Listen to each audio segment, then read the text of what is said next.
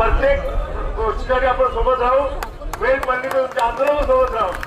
ही वेळ येणार नाही.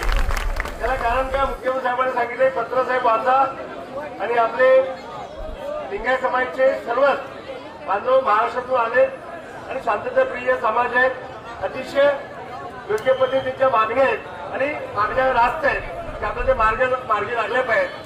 तो साहेबांनी साहेब परत ते पत्र मी वापस घेतलं आणि मी संजीवनच्या रिपोर्टला वाट बघत होतो सगळी. तर तिथं समजलं की अजून 4 कोणतरी लिंगायत समाजचे नेते निवेदन देऊन निघून गेले. माझ्या लक्षात नाही आलं, तर इथं आल्यानंतर संजीव भाऊशी बोलल्यानंतर माझ्या लक्षात आलं.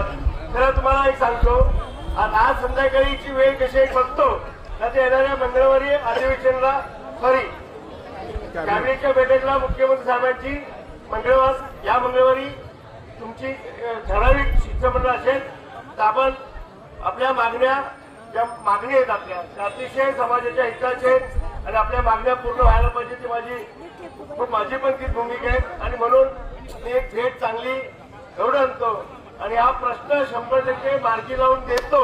ज्यांनी मुख्यमंत्री खाली घातलं आहे हा प्रश्न मार्गी लावून 100% तुमच्यासोबत प्रश्न जोपर्यंत मार्गी लागत आहे तोपर्यंत तुमचा पण त्यांचा पण पिठा सोडायचा, तुमची पण साथ सोडायचा एवढे शब्द बोल.